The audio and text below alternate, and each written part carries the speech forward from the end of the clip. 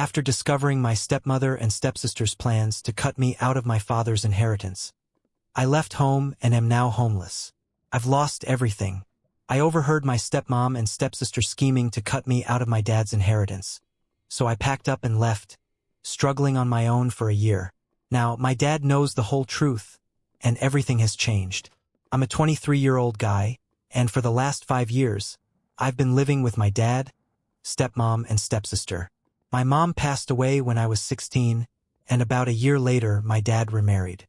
It all happened so fast that before I knew it, I had a new stepmom, Diane, and a stepsister, Megan, who's 2 years younger than me. At first, things were fine, I guess. Not amazing, but okay. Diane tried hard to play the loving mother role, but it always came off as forced. Megan was polite enough but kept her distance. I figured it was just the awkwardness of our new family situation and hoped things would get better with time. After my mom died, my dad buried himself in work, and that didn't change after he got remarried. He's a successful business owner, often away on trips or working late into the night.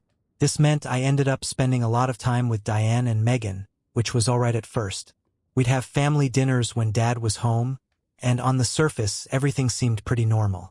When I went to college, I stayed close to home, coming back on weekends and during breaks. After graduation, I moved back in while I searched for a job in my field. That's when things started to shift. Diane became less friendly, dropping hints that I should be out on my own by now. Megan, who had just graduated herself and moved back home, only made the house feel more cramped. There was this underlying tension that I couldn't quite figure out. I've been job hunting for a few months now, sending out applications and going to interviews. It's tough out there in this economy, but I'm doing my best. My dad's been really supportive, always telling me to take my time and find the right fit. Diane, on the other hand, has been getting more vocal about me needing to move out. Then, last week, everything turned upside down.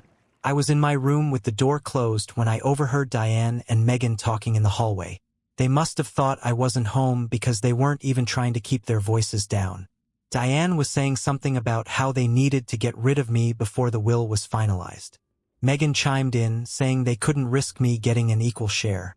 It didn't take a genius to figure out they were talking about me. I sat there, frozen, as they went on. They discussed different ways to convince my dad that I needed to leave. Diane suggested cutting off my access to the family car, making it harder for me to get to interviews. Megan casually mentioned accidentally breaking my laptop so I couldn't apply for jobs online. Their conversation dragged on, probably only for 10 minutes, but it felt like hours. They talked about how much money they'd have if I wasn't in the picture, about trips they could take, and things they could buy, all while plotting to ruin my life. When they finally walked away from my door, I felt sick to my stomach. These were people I had lived with for years, who I had thought of as family, and here they were, plotting against me like I was just some obstacle they needed to get rid of. The next few days were a blur. I tried to act normal, but it was hard. Every interaction with Diane and Megan felt tainted. I catch them watching me sometimes with these calculating looks, and it made my skin crawl.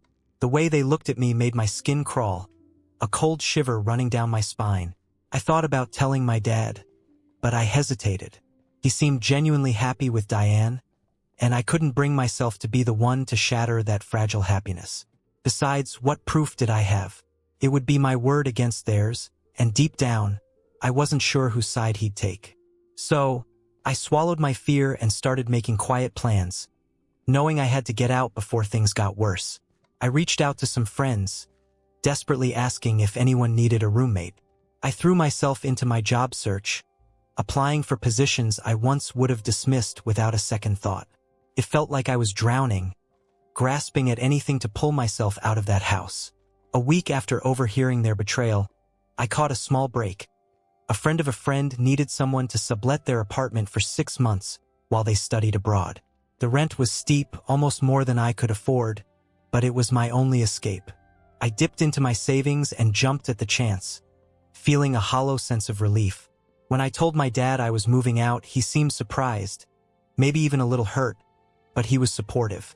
Diane and Megan, though, they couldn't hide their twisted delight. They pretended to help me pack, but I could see it in their eyes. the way they exchanged those smug, knowing looks when they thought I wasn't paying attention. On the day I left, I overheard them again, this time plotting how to make sure Dad didn't change the will now that I was gone. It hit me like a punch to the gut. They weren't just pushing me out of the house. They were cutting me out of his life entirely. I've been in my new place for a month now, the small, rundown, and in a neighborhood that feels more dangerous than safe, but it's mine. I'm still searching for a job, picking up whatever gig work I can just to scrape by. Every day feels like a battle, and the isolation is suffocating, but it's still better than staying in that house, surrounded by people who saw me as nothing more than an obstacle to their inheritance. Dad calls every few days, his voice laced with concern. He's noticed I don't come around much anymore, and I can hear the worry in his tone. I lie, telling him I'm busy with job hunting, trying to settle into my new place, but the truth is, I can't face him. Not with what I know, not yet. I've considered hiring a lawyer, maybe trying to protect what little inheritance might be left for me. But the truth is, the money means nothing to me. What cuts deep is the realization that the people I once considered family see me as nothing but a roadblock to their greed. Late at night, when sleep won't come, I wonder if my mom would be disappointed in me for not fighting harder. But then I remember how she always said that family is about love, not blood or legal documents. And by that definition, Diane and Megan were never really my family at all. I don't know what the future holds. Part of me wants to confront them, to lay bare their cruelty. Another part of me just wants to walk away and never look back. For now, I'm trying to focus on rebuilding my life, a life that doesn't depend on anyone else's goodwill or inheritance. Last week, I finally landed a job. It's entry-level, the pay is barely enough to get by, but it's a start. I haven't told Dad yet. I'm not sure I ever will. I've made up my mind. I don't want Diane and Megan to know a single detail about my life anymore. The less they know, the less they can try to ruin. I've started therapy, scraping together enough to afford the cheapest option I could find, trying to untangle the rage and betrayal that's been festering inside me. It's a slow, grueling process. My therapist suggested I write letters to Diane and Megan, not to send, but to let the venom out. I've filled notebooks with the things I wish I could scream in their faces. Some nights I dream about my mom. In those dreams, she's always there, smiling at me, telling me she's proud. But when I wake up, the warmth fades, leaving behind a cold, empty void. The comfort is fleeting, replaced by a sharp, gut-wrenching loss. I miss her more than I can put into words, aching for her guidance to pull me out of this nightmare. I've even thought about reaching out to my mom's side of the family. We lost touch after she died. Pain did that to all of us. But now, a deep craving for that connection gnaws at me. Maybe it's time to revive those bonds. The months have dragged on, each day blurring into the next as I settle into a monotonous routine. Work, home, repeat. There's no thrill, no joy, just a bleak, numbing stability. But at least it's a life away from Diane, Megan, and their sick obsession with Dad's inheritance. His birthday is coming up next month, and the thought of attending the family dinner makes my stomach churn. Part of me longs to see him, to celebrate, but the idea of sitting at that table, pretending everything is fine while Diane and Megan plot and smile like nothing's wrong, is unbearable.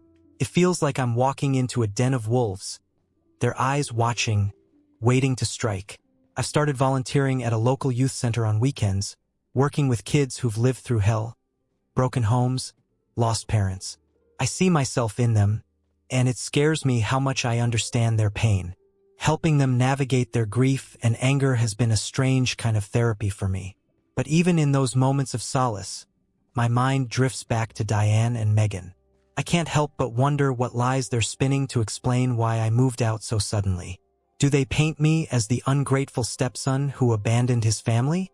Or worse, do they pretend I never existed at all? The thoughts invade my mind like a virus, impossible to shake. I've managed to make a few new friends at work and through volunteering. For once, I'm surrounded by people who know me for who I am, not what I might inherit or who I'm related to. These friendships feel real, solid, more genuine than anything I ever had with Diane or Megan. But the other day, I ran into Megan at the grocery store. The encounter was a shock. a punch to the gut. She was all smiles, overly friendly, asking about my job and my new place. Her eyes, though, told a different story, calculating, searching for cracks in my facade. I kept my answers vague, trying to escape as quickly as possible, but the encounter left me rattled, the anxiety gnawing at my insides like a beast.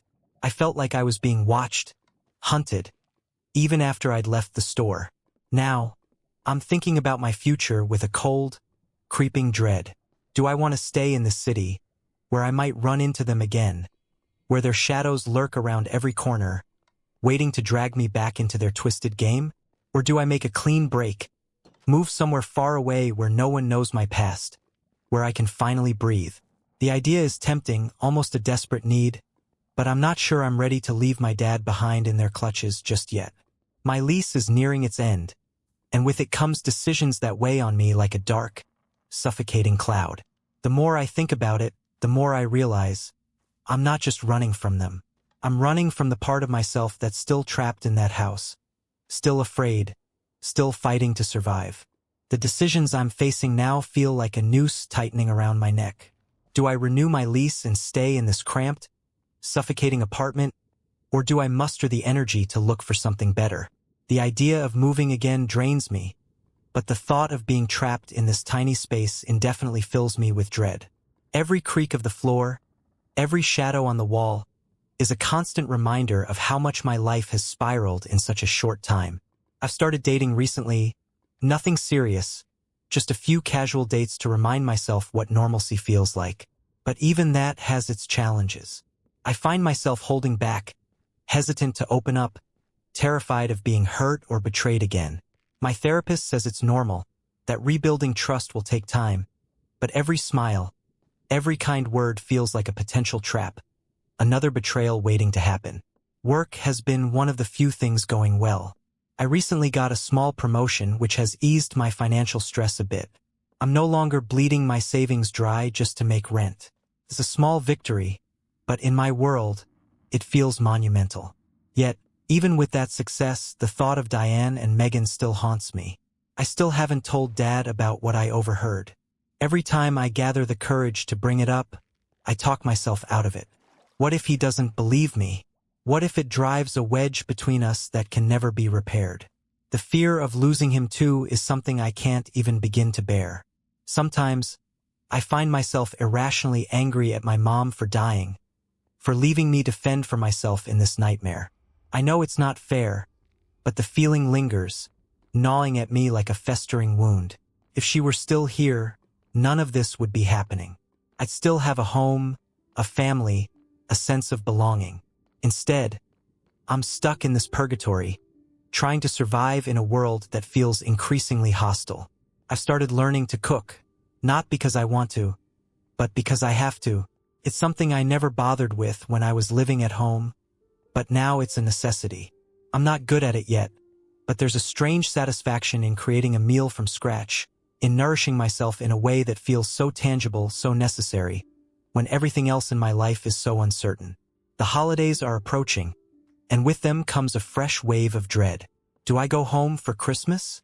Do I force myself to sit at that table, plaster on a fake smile, and endure the sickening cheer that Diane and Megan will undoubtedly force on everyone? Or do I make excuses, find a way to stay away? But then, the thought of spending the holidays alone in this empty apartment isn't much better. It feels like a lose-lose situation, no matter what I choose. Lately, sleep has become a luxury I can't afford. I lie awake at night, replaying that overheard conversation in my mind, dissecting every word, every sneer, every calculated move Diane and Megan have made since they entered my life. I wonder if there were signs I missed, clues that could have warned me of their betrayal. It's exhausting, but I can't seem to shut my brain off, no matter how hard I try. I've considered confronting Diane and Megan directly, letting them know that I heard everything, that I'm fully aware of their plans. But what would that accomplish? They'd probably just deny it, twist it into something that somehow makes me look like the bad guy. And if it gets back to Dad, it could cause more problems than it solves, potentially driving a deeper wedge between us. Some days I manage to hold it together. I get up, go to work, and try to live my life like everything is fine. But other days, the weight of everything that's happened crushes me, making it hard to even get out of bed. On those days, the world feels like a dark, unforgiving place, where the people who were supposed to be my family see me as nothing more than an obstacle to be removed. I've started keeping a journal, trying to make sense of the chaos in my mind, to find some semblance of order in a life that's been turned upside down. But even that feels like a losing battle, as the pages fill with words that echo the despair and fear I can't seem to escape. I've taken to journaling, pouring out my thoughts and feelings onto paper each day. It helps, to some extent, to unload the darkness swirling in my mind. Maybe someday I'll look back on these entries and see how far I've come, if I ever manage to escape this nightmare. For now, though, they serve as a bleak record of this tumultuous chapter of my life. As I approach the 6-month mark of living on my own, I find myself reflecting on everything that's happened. I'm not the same person I was when I overheard that conversation. In some ways, I'm stronger, hardened by the betrayal I've faced. But in others, I'm more fragile, haunted by the shadows that now taint every aspect of my life. I'm learning to stand on my own 2 feet, to build a life that doesn't depend on anyone else's goodwill or inheritance. But the future is murky, filled with unanswered questions that gnaw at me in the dead of night. Will I ever confront Diane and Megan? Will I have the courage to tell Dad the truth? Can I ever move past this betrayal and learn to trust again? These questions hang over me like a dark cloud, their answers elusive and terrifying. For now, all I can do is take it one day at a time, focusing on building a life that's entirely my own. It's not easy, and it's certainly not the life I imagined, but it's mine. And maybe, just maybe, that will be enough. Date 1. It's been a year since I moved out of my dad's house after overhearing my stepmom and stepsister plotting to get rid of me. A lot has changed in that time, though not all for the better. I apologize for the delay in updating this post. Life has been incredibly hectic, and finding the time and emotional energy to write has been a struggle. Between work, therapy, and just trying to keep my head above water, updating Reddit hasn't exactly been a priority. But I know many of you have been wondering what happened, so I'm finally forcing myself to share this update. Thank you to everyone who commented on my original post with advice, support, and kind words. Your messages meant more to me than you could ever know, especially during those first few months when I felt utterly alone. I tried to read every comment, even if I didn't have the capacity to respond to them all. Your support has been a bright spot in an otherwise dark and suffocating time, and I'm deeply grateful for this community. So on to the update. I'm still at the same job I landed shortly after moving out. The work is tolerable, but the pay is barely enough to cover my expenses. I've been searching for something better, but the job market is brutal. Each rejection email feels like a punch to the gut, a stark reminder that I'm still struggling to get my life on track, that no matter how hard I try, I can't seem to escape the weight pressing down on me. My relationship with my dad has become strained, something I feared but couldn't prevent. I've been avoiding family gatherings, inventing excuses not to visit, and he's noticed. Of course, he's noticed. He calls more frequently now, his voice laced with concern, asking if everything's okay. I hate lying to him, despise the way the deception eats at me, but I can't bring myself to tell him the truth about why I left. What if it breaks him? What if it pushes him further into their web of lies? The few times I've seen him, he's looked worried and exhausted. There's a deep sadness in his eyes that wasn't there before. I can't help but wonder if Diane and Megan are behind it, slowly wearing him down with their manipulations. It's a chilling thought, one that keeps me up at night, staring at the ceiling, wondering how much more my dad can take before he breaks completely. I can't shake the worry that I'm causing my dad stress, though I can't tell if it's because of Diane and Megan's constant pressure or simply concern for me. A few months back, I reluctantly went to his birthday dinner, dreading every second of it. It was just as uncomfortable as I'd feared. Diane and Megan were all smiles, their cheer so false it made my skin crawl. They asked about my job and apartment with an air of saccharine concern, but I could see the calculation in their eyes. They were probably wondering if I was struggling enough to finally give up any claim to the inheritance. I didn't stay long. As soon as I could, I made an excuse about an early meeting the next day and got the hell out of there. The holidays were even worse. I told Dad I couldn't make it home for Christmas, claiming work obligations, but the truth was I couldn't bear the thought of sitting through another charade. Instead, I spent the day alone in my apartment, eating a microwave turkey dinner and watching old movies. It was depressing, but still better than pretending to be a happy family with Diane and Megan.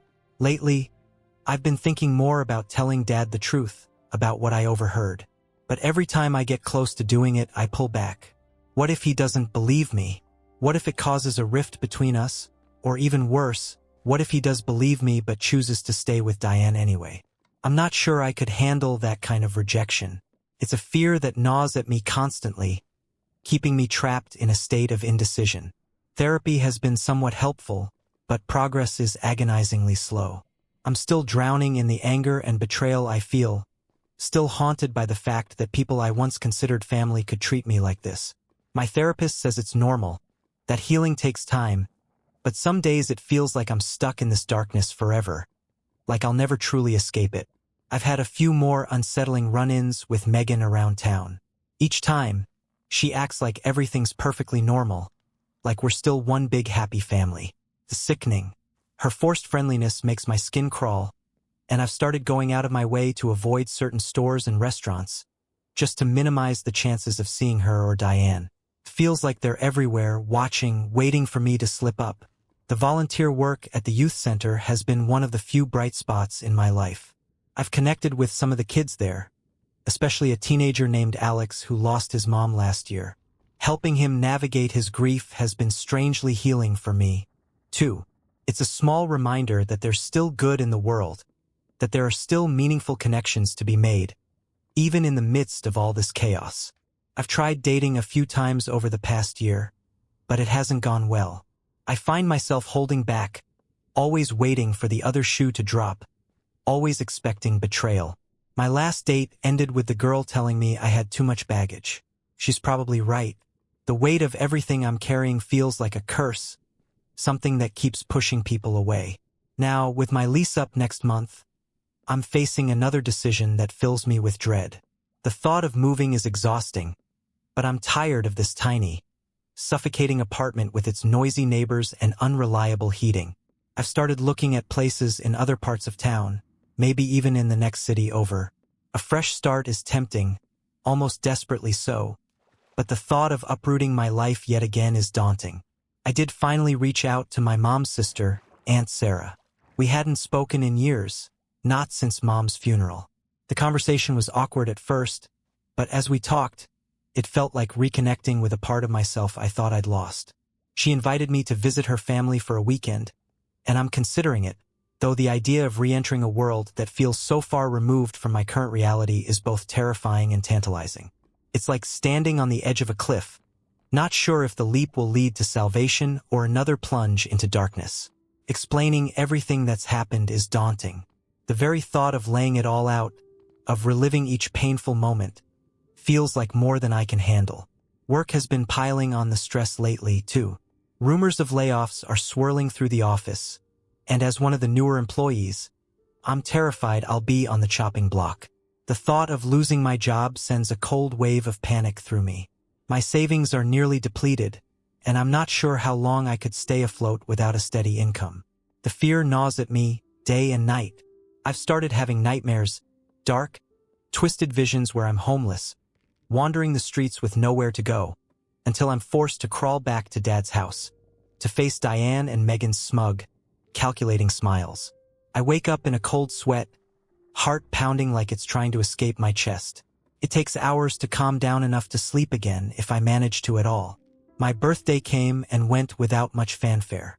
Dad called, of course, and a few friends took me out for drinks, but it was hard not to compare it to birthdays past, when Mom was alive and we'd have big, joyful family celebrations. The contrast was brutal, a stark reminder of everything I've lost. It's hard not to feel like those better days are gone forever, swallowed by the darkness that now hangs over my life. I've been thinking about my mom a lot lately. I wonder what she'd make of all this, how she'd advise me to handle it. Sometimes, when the weight of it all becomes too much, I find myself talking to her photo, spilling out all the pain and fear that's been bottled up inside me. It's childish, maybe, but it helps, at least for a moment. The anger I feel toward Diane and Megan hasn't lessened over the past year. If anything, it's intensified, burning hotter and brighter with each passing day. I imagine confronting them, telling them I know everything. In my daydreams, they break down, confessing their sins, and Dad kicks them out. But deep down, I know that's just a fantasy. A comforting lie I tell myself when the truth is too painful to bear. I've started looking into legal options, just in case. I met with a lawyer who specializes in estate law, hoping to find some way to protect whatever inheritance I might still be entitled to. But without proof, there's not much I can do. He suggested I talk to my dad about setting up a trust, but that would mean revealing everything I've been hiding. I'm not ready for that yet. Maybe I never will be. The stress is taking its toll. I've lost weight, and I'm constantly exhausted. My doctor says my blood pressure is elevated and warned me to find ways to relax. But that's easier said than done when every day feels like a battle just to keep my head above water. I've thought about moving away completely, starting fresh in a new city where there's no chance of running into Diane or Megan ever again. But the thought of leaving Dad behind, of potentially never seeing him again, is too painful to seriously consider. Despite everything, there have been a few moments of light in all this darkness. I've made some good friends at work and through volunteering. They don't know the full story, but they've been supportive in their own ways. It's a relief to have people in my life who like me for who I am, not because of any potential inheritance or family connections.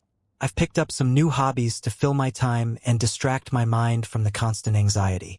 I've been learning to play the guitar, something I always wanted to do but never found the time for before. I'm not very good yet, but the process of learning is satisfying, a small victory in a world where so much feels out of my control. I've also started running. At first, it was just a way to get out of my apartment and clear my head, but I've found that I enjoy it. There's something about the rhythmic pounding of my feet against the pavement, the burn in my lungs, that makes me feel alive, even if only for a little while. But even these small victories can't shake the feeling that I'm trapped, caught in a web spun by Diane and Megan, with no clear way out. The shadows of the past cling to me, whispering that no matter how fast I run or how far I go, I'll never truly be free. There's something freeing about pushing my body to its limits during those runs, leaving all my worries behind, if only for a little while. But as the 1-year mark of my move out approached, I felt the anxiety creeping back in, stronger than ever. It felt like I should have made more progress by now, should be in a better place both mentally and physically. My therapist keeps telling me that I'm being too hard on myself, that healing isn't a straight path. I'm trying to believe her, but it's hard when every day feels like an uphill battle. I did end up visiting Aunt Sarah and her family. It was surprisingly nice to be around people who knew my mom, who could share stories about her that I'd never heard. For that weekend, I felt like I belonged somewhere again, like I was part of something real and good. But coming back to my empty apartment afterward was harder than I expected. The loneliness hit me like a tidal wave, drowning the brief sense of peace I'd found. The visit stirred up a lot of complicated emotions. Aunt Sarah asked about Dad, about how he was doing with his new wife. The question caught me off guard, and I found myself choking on the words, unable to give her a straight answer.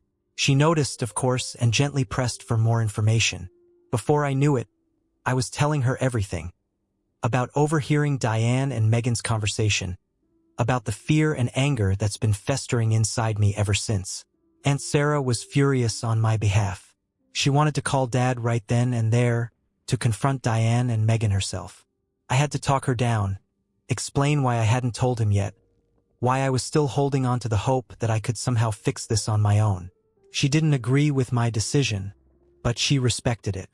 Before I left, she made me promise to keep in touch, to let her know if I ever needed anything. Knowing that someone from my mom's side of the family is in my corner has been comforting in a way I didn't expect. Aunt Sarah calls regularly now, checking in on me, making sure I'm okay. She's even offered to let me stay with her family if things get too tough financially. I'm not ready to take her up on that offer yet, but it's nice to know the option is there, a lifeline if I need it. As for Dad, Things finally came to a head last week. He showed up at my apartment unannounced, his face etched with worry. He said he couldn't stand the distance between us anymore, that he needed to know what was going on. I tried to deflect, to make excuses, but he wasn't having any of it.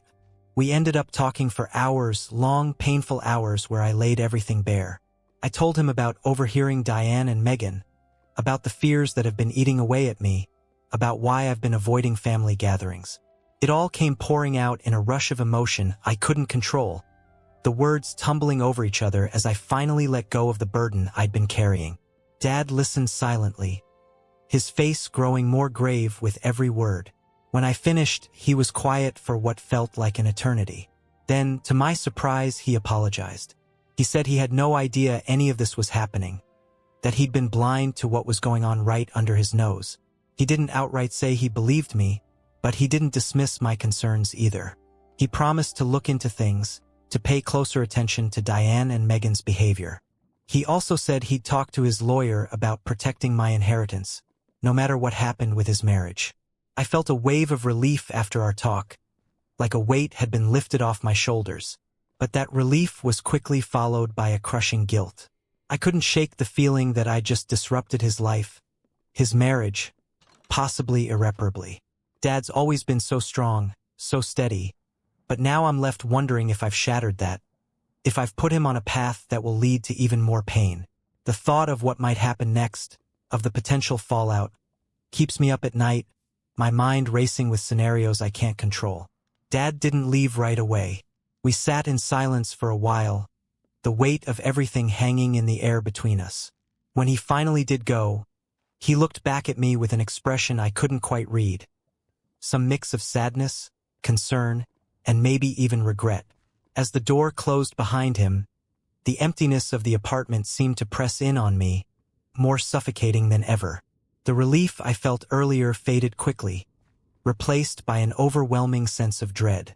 I can't help but wonder if I've done the right thing, or if I've just set the stage for something much worse. Dad assured me that I'd done the right thing by telling him, that he needed to know what was really happening. But despite his words, I could see the conflict in his eyes, the uncertainty that lingered beneath the surface.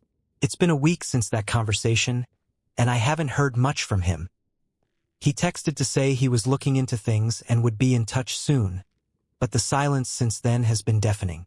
I'm trying not to let it consume me, but it's hard not to worry. What if I've set something terrible in motion? Yesterday, Diane called me. Her voice was syrupy sweet, practically dripping with false warmth as she invited me to Sunday dinner. I declined, of course, making up some excuse about work. But the call left me shaken, my stomach churning with unease. I can't help but wonder, does she know that Dad and I talked? Is she trying to do damage control, to manipulate the situation in her favor?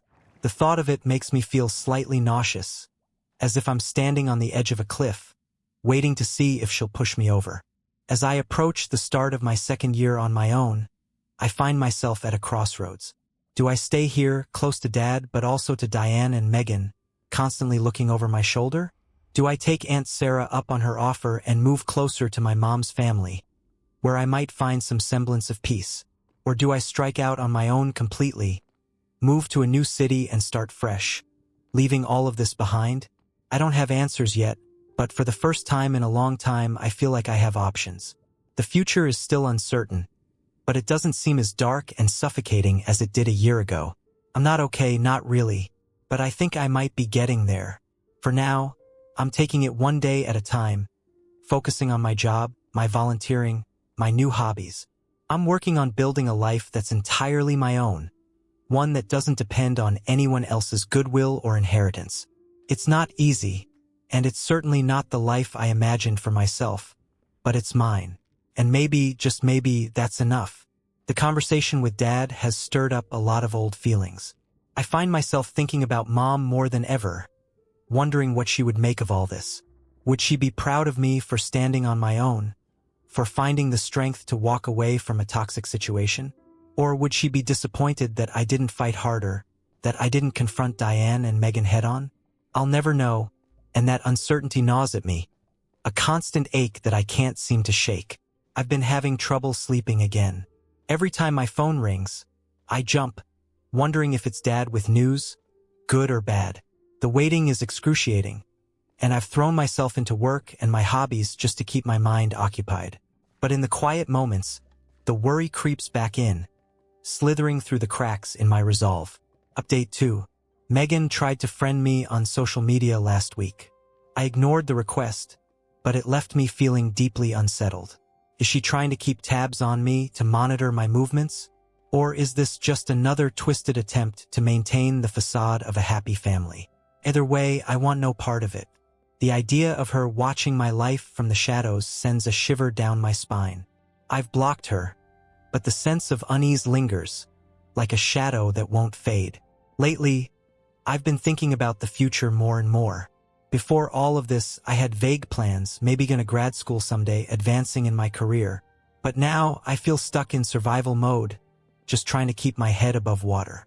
I wonder if I'll ever be able to think about the future with hope again, instead of anxiety. The constant stress has made it hard to imagine anything beyond the next day, the next week. My lease is up next week, and after much deliberation, I've decided to move, not far, just to a slightly better apartment in a different part of town. It's a small change, but it feels significant, like a step toward reclaiming my life. The thought of a new space, free from the memories that haunt this one, gives me a glimmer of hope. Maybe in this new place, I can finally start to heal, to build something that feels like a real future. It's a small step, but it feels significant, like I'm choosing to move forward instead of staying stuck in place. Last night, I had dinner with Alex from the youth center. He's heading off to college soon, and he wanted to thank me for all the support I've given him over the past year. Seeing how far he's come, how he's managed to work through his grief and take control of his future, gave me a glimmer of hope. Maybe I can do the same. As I pack up my apartment, I find myself taking stock of my life. A year ago, I left my family home with nothing but a suitcase and a broken heart. Now I have a job, an apartment, and friends. It's not much, but it's something I've built for myself. There's a certain pride in that, even though it's mixed with lingering pain and uncertainty. I'm still waiting to hear from Dad about what he's found out. The silence is deafening, but I'm trying to be patient. Whatever happens, I know I'll face it head on. I'm stronger now than I was a year ago. I've survived betrayal, loneliness, and uncertainty. I can survive whatever comes next. For now, I'm focused on my move, on setting up my new apartment, on making it feel like home. I'm continuing to build a life that's mine, regardless of what happens with Dad, Diane, and Megan. It's not the life I thought I'd have, but it's the one I'm living, and for today, that has to be enough. Final update. It's been about 3 months since my last update, and a lot has happened. So much, in fact, that I'm not sure where to begin. But I guess I'll start with the biggest news. Dad finally made his decision. After our talk, where I told him everything about overhearing Diane and Megan's plans, Dad spent weeks investigating. He hired a private investigator, dug through financial records, and even set up some kind of sting operation that he's been vague about. But in the end, he uncovered enough evidence to confirm everything I told him, and then some. It turns out Diane and Megan had been siphoning money from Dad's accounts for years. They were making small withdrawals, nothing big enough to raise immediate suspicion, but over time it added up to a significant amount. They'd also been pressuring Dad to change his will, using emotional manipulation tactics that the private investigator documented. When Dad confronted them with the evidence, all hell broke loose. Diane tried to deny everything at first, but then she turned on Megan, throwing her under the bus to save herself. Megan, in a panic, broke down and confessed to everything, including things I hadn't even suspected. It was a complete and utter mess. Long story short, Dad filed for divorce. He's also pressing charges for the financial fraud. Diane and Megan have moved out, and from what I've heard, they're staying with Diane's sister in another state. They've been effectively cut off, not just from Dad's life, but from mine as well. I have mixed feelings about all of this. On one hand, I feel vindicated. My worst fears weren't just paranoid delusions. I was right to be cautious, right to protect myself. But on the other hand, I feel a deep sadness.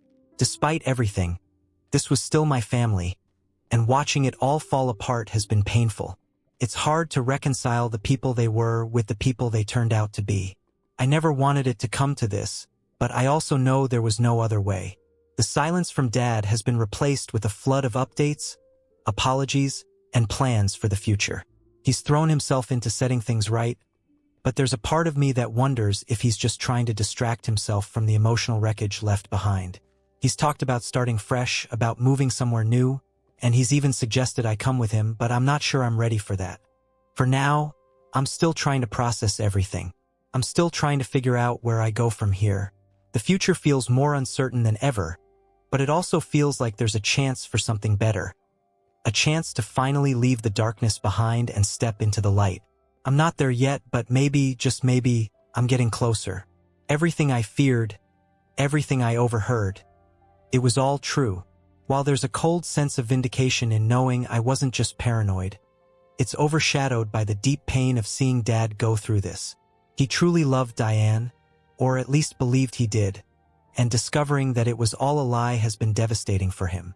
The betrayal cut him to the core, leaving him lost and questioning everything he thought he knew. Dad and I have been talking more now, and he's apologized countless times for not seeing what was happening, for not believing me sooner. I've forgiven him, but the wounds are still fresh, and our relationship remains strained. We're working on it, though. We've started having weekly dinners together, just the two of us. It's awkward sometimes, with long silences that hang heavy between us, but it's a start. As for me, I'm still settling into my new apartment. The move was good for me, I think. It feels like a fresh start, a place that's truly mine, without any lingering shadows from Diane or Megan. I've been slowly furnishing it, piece by piece, making it feel like home. It's not much, but it's mine, and that means something. It's a space where I can breathe, where the past doesn't feel so suffocating. Work has been improving too. The layoffs I was so worried about didn't end up happening, and I even got a small raise. It's not a huge amount, but it's enough that I'm no longer living paycheck to paycheck.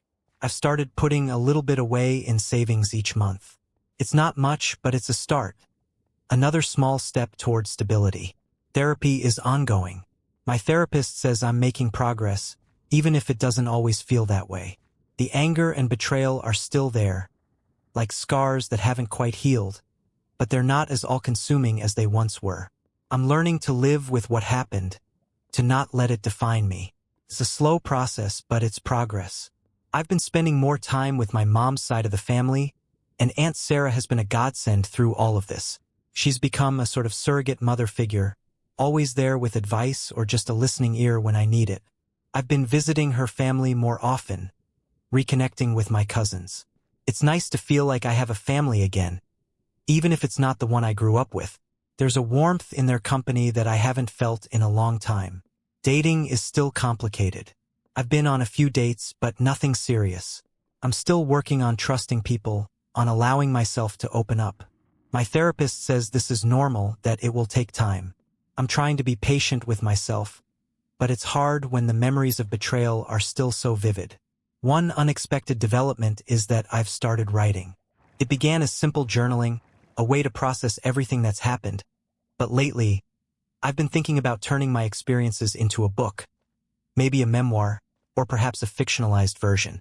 I'm not sure yet, but writing has been cathartic, a way to make sense of the chaos, to find some semblance of order in the wreckage of the past year.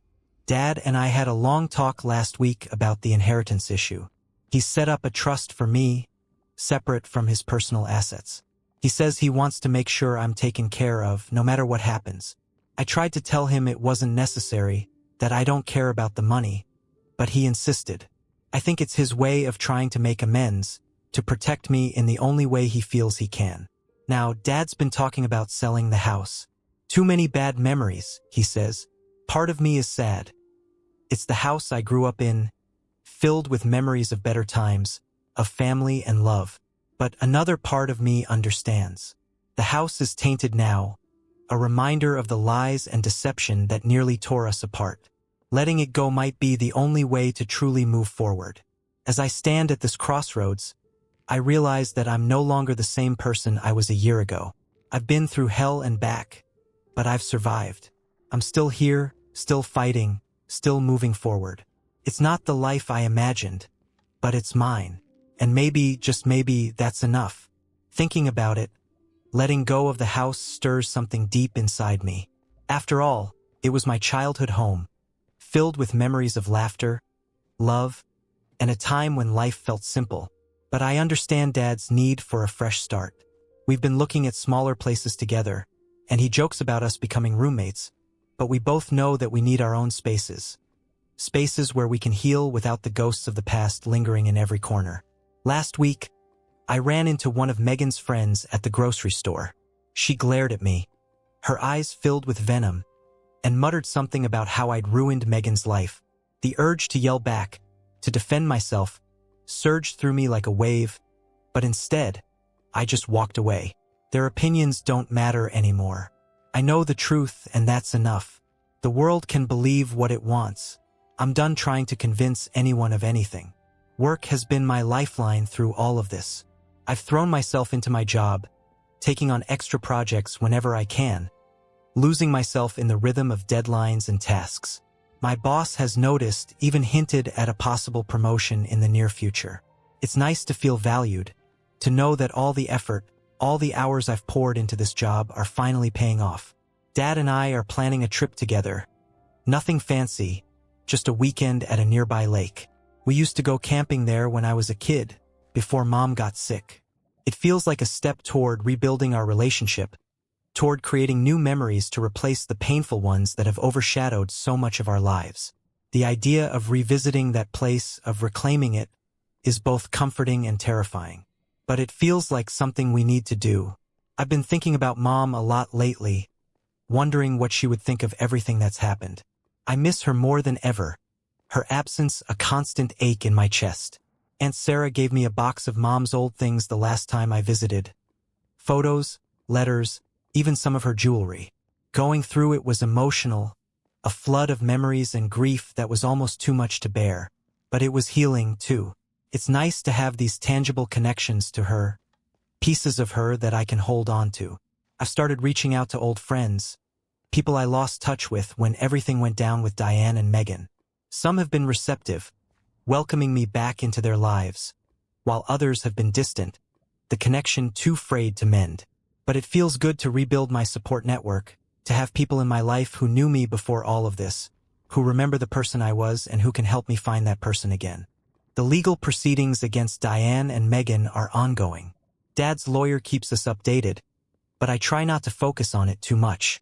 They'll face the consequences for their actions, but I refuse to let their fate control my life anymore. They're part of my past, and that's where I intend to leave them. Lately, I've been thinking about the future, not just surviving day to day, but actually planning ahead, imagining what my life could be. I'm considering going back to school, maybe for a master's degree.